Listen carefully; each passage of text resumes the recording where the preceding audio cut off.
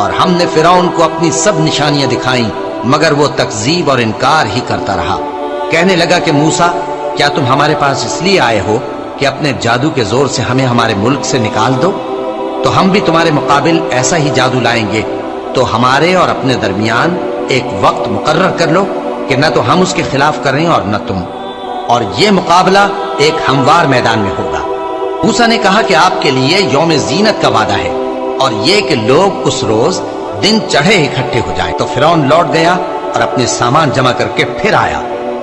موسیٰ نے ان جادوگروں سے کہا کہ یہ تمہاری بربادی ہوگی، اللہ پر جھوٹ نہ باندھو، وہ تمہیں عذاب سے فنا کر دے گا، اور جس نے جھوٹ باندھا وہ نامراد رہا۔ تو وہ باہم اپنے معاملے میں جھگڑنے اور چپکے سرگوشی کرنے لگے، کہنے لگے یہ دونوں جادوگر ہیں، چاہتے ہیں کہ اپنے جادو کے زور سے تم کو تمہارے ملک سے نکال دیں اور تمہارے بہترین مذہب کو نابود کر دیں۔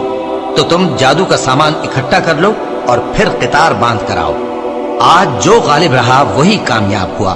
جادوگر بولے کہ موسیٰ، یا تو تم اپنی چیز ڈالو یا ہم اپنی چیزیں پہلے ڈالتے ہیں۔ موسیٰ نے کہا بلکہ تم ہی پہلے ڈالو۔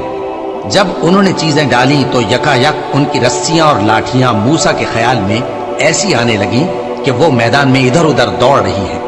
اس وقت موسیٰ نے اپنے دل میں خوف محسوس کیا۔ ہم نے کہا خوف نہ کرو، بلا شبہ تم ہی غالب رہو گے، اور جو چیز یعنی لاٹھی تمہارے داہنے ہاتھ میں ہے اسے ڈال دو کہ جو کچھ انہوں نے بنایا ہے اس کو وہ نگل جائے گی۔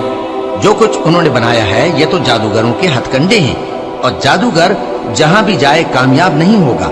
اس پر جادوگر سجدے میں گر پڑے، کہنے لگے کہ ہم موسیٰ اور ہارون کے پروردگار پر ایمان لائے۔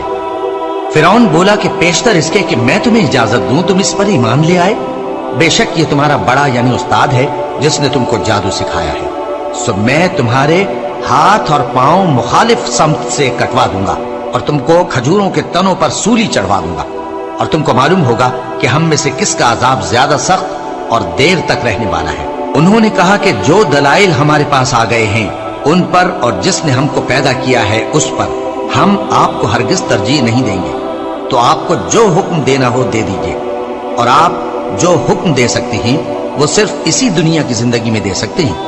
ہم تو اپنے پروردگار پر ایمان لے آئے تاکہ وہ ہمارے گناہوں کو معاف کرے، اور اسے بھی جو آپ نے ہم سے زبردستی جادو کرایا، اور اللہ سب سے اچھا ہے اور ہمیشہ باقی رہنے والا ہے۔ جو شخص اپنے پروردگار کے پاس گناہگار ہو کر آئے گا تو اس کے لیے جہنم ہے جس میں نہ وہ مرے گا نہ جیے گا، اور جو اس کے روبرو ایماندار ہو کر آئے گا اور عمل بھی نیک کیے ہوں گے تو ایسے لوگوں کے لیے اونچے اونچے درجے ہیں، یعنی ہمیشہ رہنے کے باغ جن کے نیچے نہریں بہ رہی ہیں، ہمیشہ ان میں رہیں گے، اور یہ اس شخص کا بدلہ ہے جو پاک ہوا۔